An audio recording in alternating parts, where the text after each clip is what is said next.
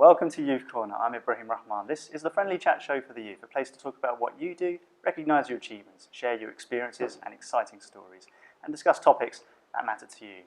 As always, we've got another fantastic guest joining me in the studio today. I'm pleased to welcome Mohima Ahmed. Welcome to the show. Hi, thanks for having me. Thank you for joining us. How are you today? I'm not too bad. How are you? I'm very well, thank you. Yeah.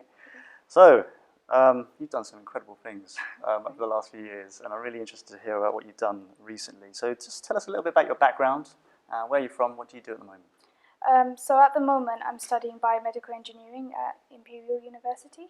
So I'm an undergraduate there. I've just finished my third year, so I'm going into my master's. That's what I do in terms of academia.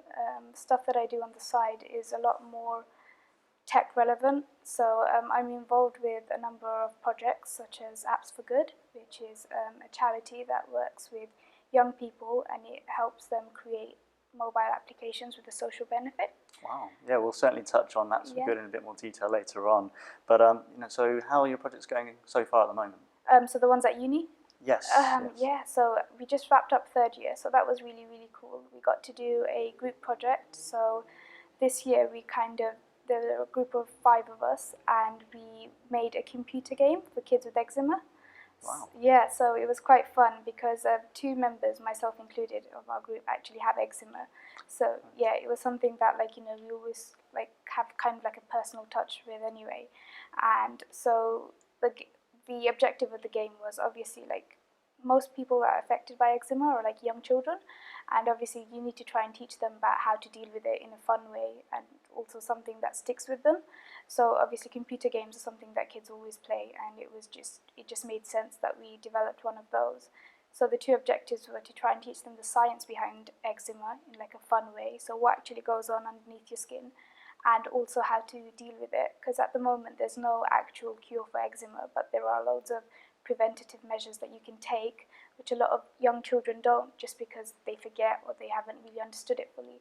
So the game was something that we hoped would try and fix that, I suppose. Yeah, but did you also find that when you were doing the research in developing this game, did you find that there was nothing else out there, or there were a lack of other alternatives? Yeah, so we actually worked very closely with the National Eczema Society. So they were someone who, they have, at the moment what they have is a website, and they give out pamphlets to children if they want it. So, and they've started developing website games and similar type things, but when we started our project, that wasn't there. So we put together a report and we sent it over to them so they could give us advice. And obviously this is something that's their day job, and they really know what is out there and where the gaps in the market are. So they advised us with that as well. Wow, that's fantastic. Yeah. Now, let's move on to education, because as we just mentioned, you're still in academia. Yeah. So tell us about your recent experiences. So obviously you just mentioned about your third year group project as well. So, but let's go a bit further back. So going back to age 16, around that age, sort of just when you've done your GCSEs and then moving on to A-levels, what were your experiences around those times? So that's a while now. I feel quite old. So I remember GCSEs were, so I did mine in 2011, and I was really pleased with how they went for me, but I remember it was the first time when I really had to start studying properly and revising for exams, and it was quite daunting. I was very lucky in that I had a lot of support from my family, and it was very much, she's revising, don't disturb her, so I was locked up in my room, and not physically, I hope. Take the key, throw it away, that's it. You're not coming out until you're not coming out until they're all A's and A stars. They didn't feed me either.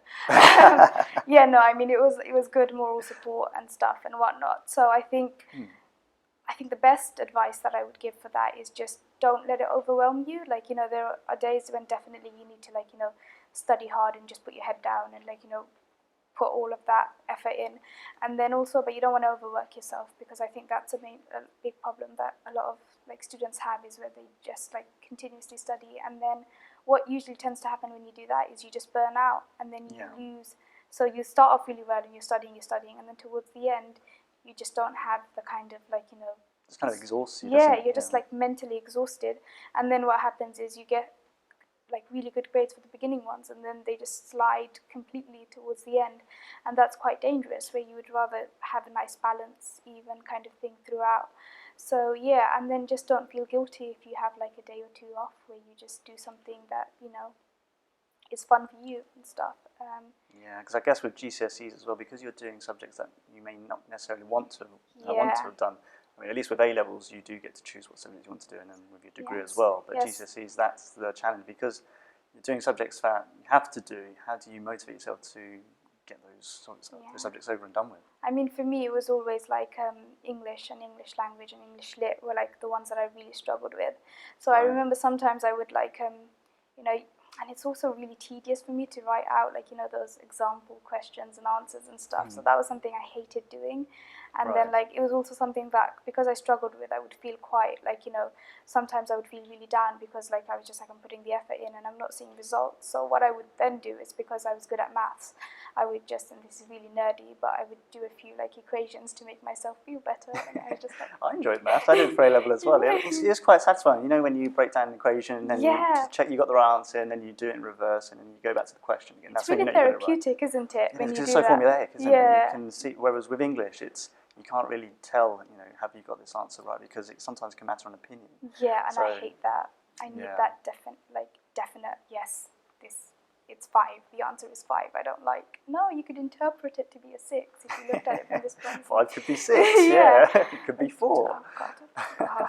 Anyway. So you come across as being a very technical person. Very technically minded. Then so that's great. Because obviously we just had A level results and GCSE results. They just came out earlier this month as well.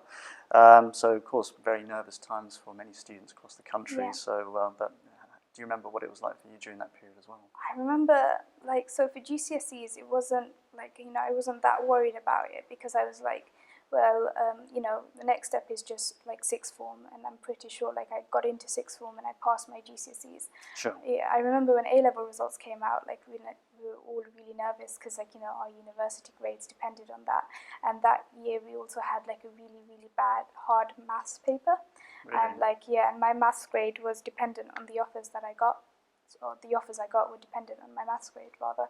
So I was quite worried about that because the paper was hard and I wasn't sure if I got the grade that I needed. And I remember the day before we found out, because UCAS updates earlier, doesn't it? Yeah. So we were like, okay, UCAS updates at like 8 or something, so let's go to sleep, wake up at 8 and then we'll check. And it must have updated earlier, around 6 or something, but I was fast asleep. And once I'm asleep, I don't get text messages. Like, they don't wake me up. Oh, I see. Do you put it on silent, do you? No, it was on loud. I'm a really deep sleeper. Oh, so, I see. yeah. And then I remember waking up at 8 and I had, like, all of these angry messages from my friends saying, UCAS updated early. Can't you just wake up and check and stuff and whatnot? So, yeah, no, it's a really daunting experience, I think. It's not even so much the revision, because when you have the exam time, okay, you have to revise, you have to study, and then you do your exams and they go however they go. I think the hardest bit is just that waiting, because you just want to know how it went, and you kind of you feel like your future is dependent on it. Yeah. So I think that was the hard part for me, just like waiting for the results and trying to keep myself busy. Sure, but you got through that in the end. You got through your A levels as well. Yeah. And then you ended up at Imperial College London. Yeah. So tell us what you're studying there and how's it been going there so far? So I'm doing biomedical engineering there. Wow. It's technical. It's far more impressive than it sounds. We like to think of ourselves as like jack of all trades, master of none, because we kind of touch on all like bits of engineering, and then in like your 3rd and 4th years you start picking your own modules and specializing further. And it's such a broad field depending on like which areas that you want to go into. So you can go into like imaging with like MRIs and CT scans and stuff, but you could also we do quite a bit of programming in the first 2 years as well. Okay. So you can do something that's more like you can take some courses in the computing department depending on which stream you follow as well. I didn't do that, but this year I'm thinking of taking one in the computing department. So it's very varied and mixed, and but it is also like a growing area, so everything now it's a bit like you're a bit unsure of where to start off from, if that's kind of what you want to pursue. Yeah. But if not, you get a lot of transferable skills, which is quite useful as well. That's fantastic. So what were your reasons for choosing biomedical engineering? Why did you want to study that particularly? So I knew I wanted to do engineering just because I really liked maths and physics, and I wanted a combination of the two, but I wasn't really sure of what kind of engineering I wanted to go into. Was it like mech eng or civ eng or whatever? And then I did so when I Because you've got finished. biomedical, so that insinuates there's biology related to that as well. So there's a bit of medical science. So we do medical science modules in our first and second years where you kind of just learn how the body works and the cardiovascular system and stuff and all of that, which if I'm being completely honest, just leaves your head as soon as you've done the exam because it's all memorizing. But it's more so just a lot of the more relevant things I would say is like fluid mechanics that we do. So it's just because you can kind of see how that happens in your body and blood flow and stuff, and then you can use that there. So there is while the title says biomedical engineering and there is biology, it's a lot more engineering, and we learn far more other stuff. So it can be quite misleading, especially if you go into stuff like imaging or more if you specialize in the electrical engineering stream, you kind of just go away from the biology and more into how the circuits work and stuff and whatnot, and then it's just good to have that knowledge there. Okay, that's great. So, sounds very exciting. All kinds of things then that you're doing there. So, I mean, what's the most exciting thing you've done so far in university, whether it's to do with a particular module or perhaps maybe an extracurricular activity that you've done at university? What would you say? So in our second year, actually, I think we were, again, in another group project, and this was like an engineering design project that lasted all year round. And so we were a group of 10, and they actually assigned us to a Paralympian swimmer called Andrew Mullen. Wow. And so he's a double leg amputee, so his one of his legs is significantly shorter than the other. Right. So when he does squats, for example, obviously he had to balance the shorter leg on a stack of weights, which wasn't ideal, and he couldn't get optimal squatting positions doing that. So our team was tasked with trying to design something for him that would help with that. So it was really, really cool because we got to talk to his coaches and people that he works very, very closely with, and discussed what he needed from the equipment, and then as a team try and figure out how to move forward and build something for him. So we built something which effectively was just like a fancy seesaw. So it was something that he could put his shorter leg on, but it had variable weight, and it had a seatbelt mechanism, so that when he squatted, the seesaw would move down with him, and it just meant that he could get much further down in his squats than he could from before. And I think it was just so satisfying because it was something that was so simple, right? And it was just, it worked, and it could really transform someone's training and really, really help them. And it's just, that's the kind of stuff that I really like about it, because it's just taking simple ideas and then running with them, and then you can see the benefits and how it helps other people in the long term as well. So that was really cool. That's outstanding. So, studying aside, what other extracurricular activities have you been part of? So you've mentioned Apps for Good, which we'll come on to very shortly. But you've also done Inventors Club, and there's Wow Talk as well coming up. But let's talk about Inventors Club first. So what's that all about? Inventors Club is kind of it's our baby. So it was started by this brilliant guy called Akik, who is very local to Stepney. He grew up in Stepney, and he works in tech now. And he kind of had this idea that he had been playing around with, where he just thought, because the education system now is slacking, definitely, in terms of the kind of technology that we teach the kids and the ICT systems that they have now. So nationally, that's a problem anyway. But especially in Tower Hamlets, when you're so close to the city and where all of the new tech startups are, and when you're so close to it, yet you have no kind of advantage, or you have no opportunities to learn more about it, that can be just so discouraging. And the best thing about Tower Hamlets is we have the most talented kids who are also really, really ambitious, and they have amazing ideas. So I guess he wanted to set up an outlet for them. So he came up with Inventors Club, and then he recruited a bunch of, again, local people, or people that he knew that would be really, really interested. And so we all came together, and so the first set of sessions we did in Key House in Canary Wharf. So every Sunday, local kids would come, and we would teach them about coding. So we used Kano kits, which were really, really cool. They lent us some of their kits, and so the kids got to make their own computer from scratch. Wow. And then they got to like make art using code, make music using code, and that was really, really great. And then we built a great partnership with Kano through that as well. And I mean, they've been huge supporters of us. They've always said, like, if the kids need a place where they want to go and have fun and stuff, our offices are open. And like, if you see their offices, you would see why that's such a great thing for, like, especially for kids around here who aren't used to that kind of thing. For them to have that opportunity, it's great. And Absolutely.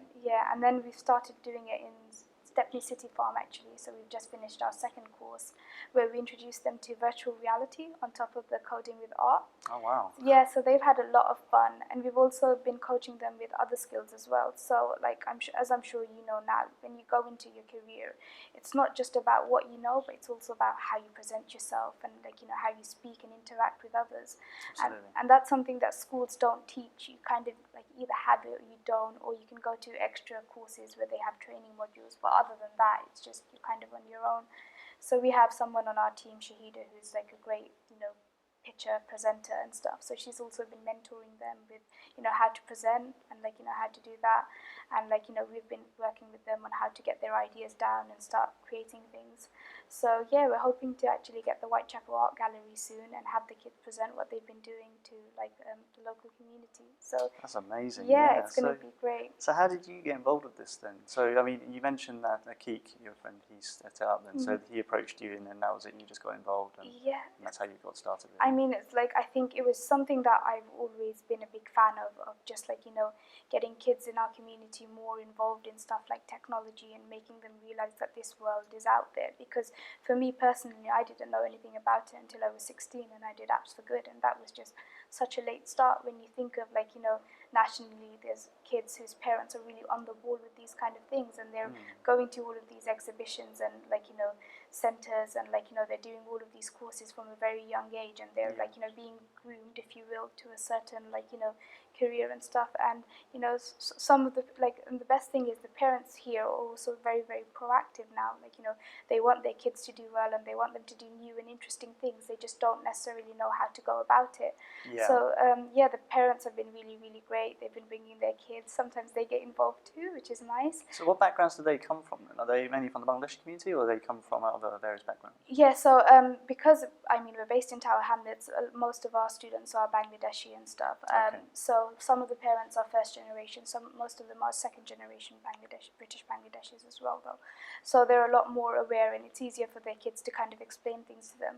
But they're not like the parents aren't necessarily from tech backgrounds either. Like some of them are in finance, some of them are journalists. Like they just kind of want their kids to be exposed to like new things, and that's what Inventors Club hopes to do.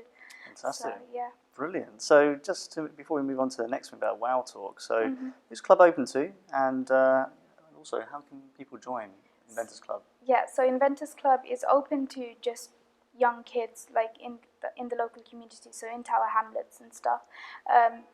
So I think the age range we have now is about up to 5 to 14. So we've just finished our second course. So when we have our third course and we've set out what we want to do for that, we'll put it up on all of our social media links. So we have a website, inventorsclub.co.uk. We also have our Facebook page, which is Inventors Club, and then we have our Twitter page, Inventors Club, as well. So for this second course, for example, what the kids had to do was we put flyers up, and they had to email us and express their interest, because we had limited seats available. And so a lot of them did, and then they just turned up, and we had 20 or so students, and that's just kind of how we do it. So we've just finished our second round, and we're hoping to start our third round soon with something very, very interesting. Wow, well, hopefully we'll hear more about that very soon then. Looking forward to that. Let's move on to Wow Talk. So next month you're hosting, or you're co-hosting the Wow Talk, Wow Talks Women in Technology event. I think that's the full name for that, isn't it? So what's that event about then, and how did you get involved with it? So Wow Talks is actually, so they're really, really interesting. It's very, very kind of similar to TED Talks, if you will.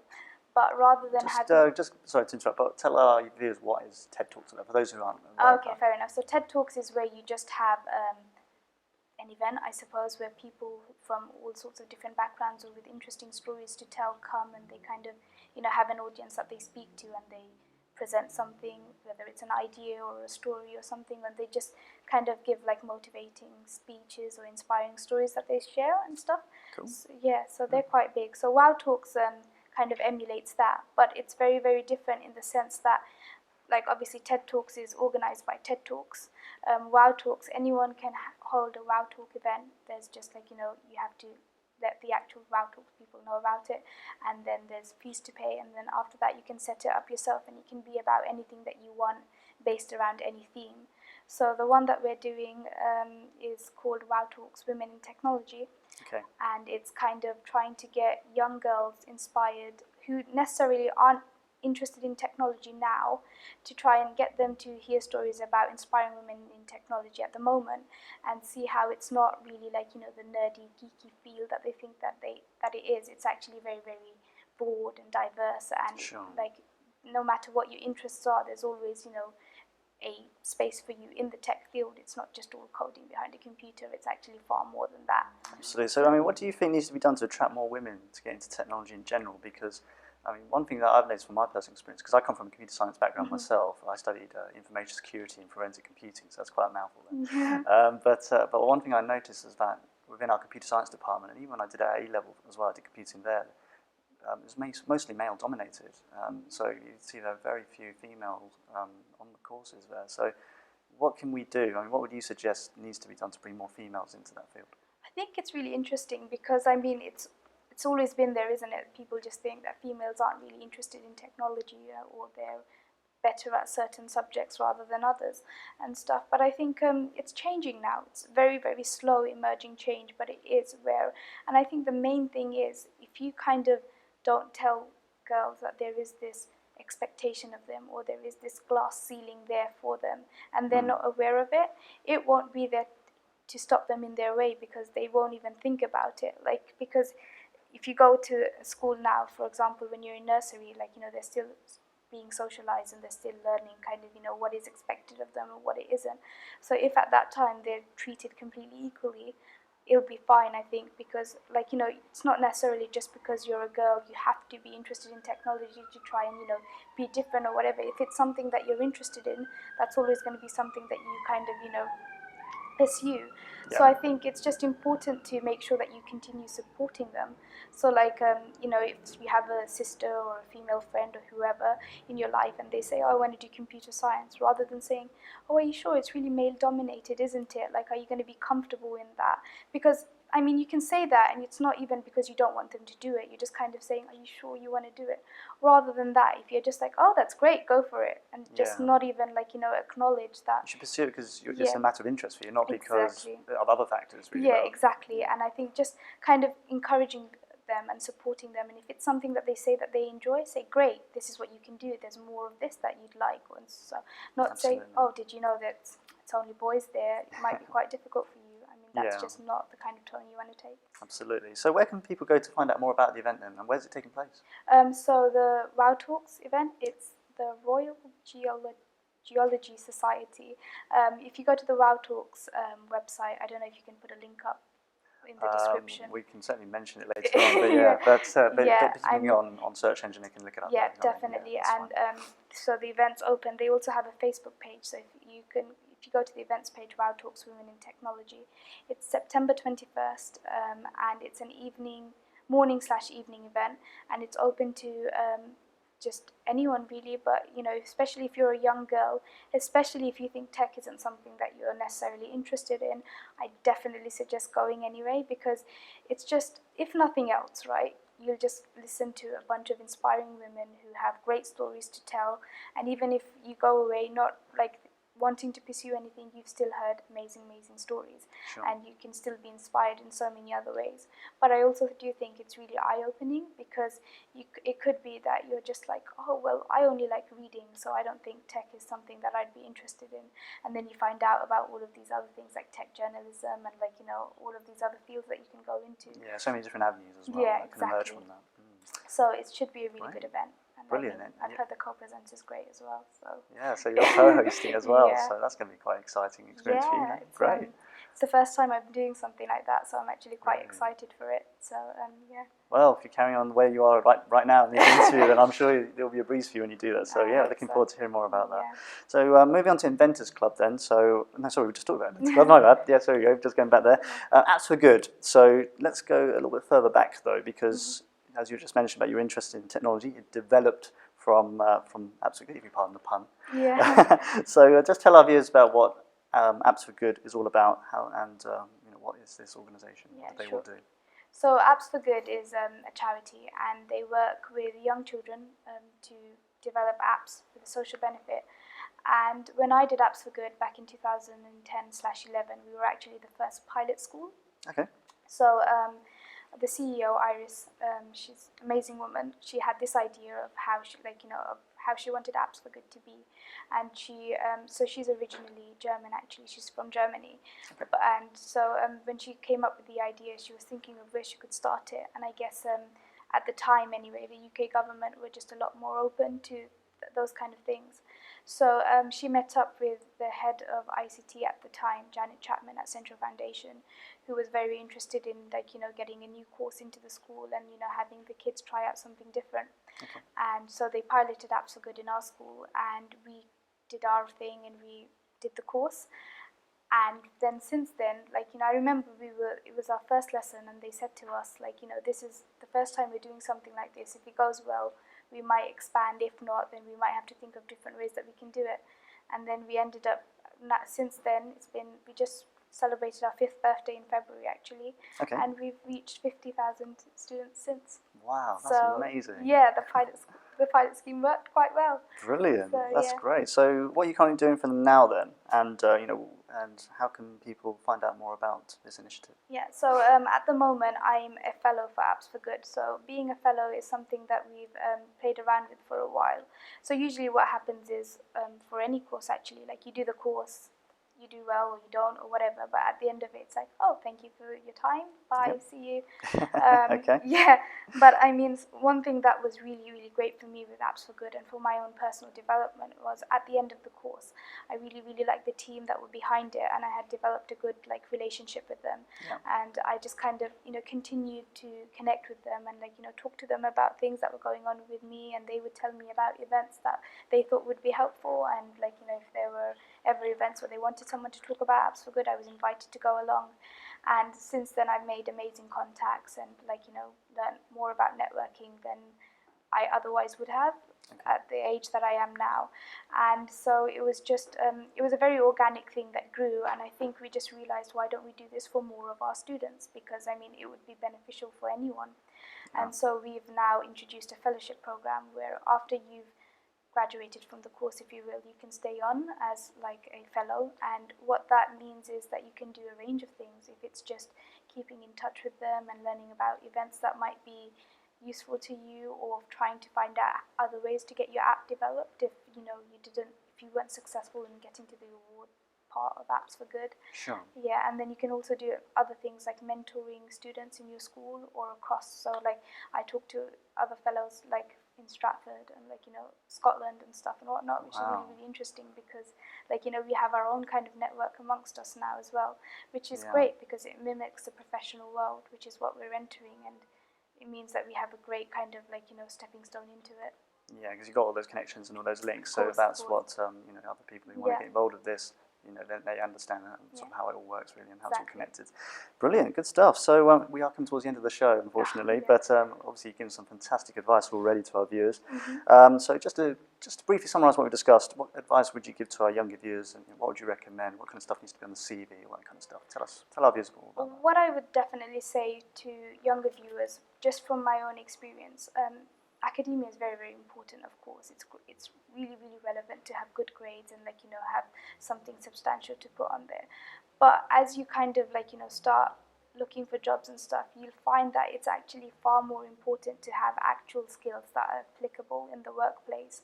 So you need to have great personal skills and communication skills, and that's something you don't necessarily learn from a chemistry textbooks per se.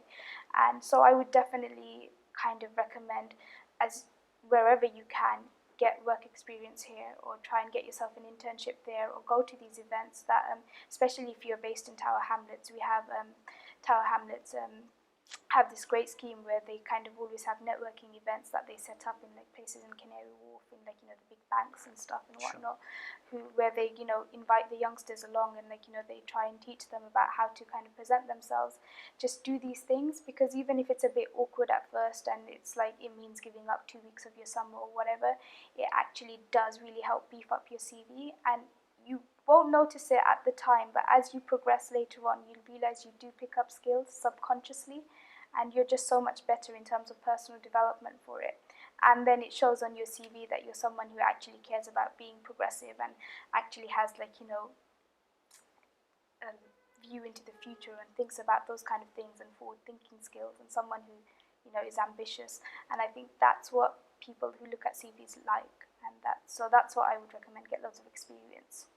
Brilliant, great stuff. And I think on that note, we have unfortunately come to the end of the show, but you know, it's been a real pleasure having you here today, Mohima. You shared some really interesting advice as well, and also because I come from a computer science background myself, I found it particularly fascinating as well. So I really enjoyed hearing that. So thank you very much for joining me at Youth Corner today. It's been a real pleasure having you. Thank you. And of course, many thanks to all of you watching as well. Remember, if you want to get in touch, you want to be a guest on Youth Corner, do get in touch. The email address is youthcorner@lb24.tv. Until next time, I've been Ibrahim Rahman. It's goodbye for now.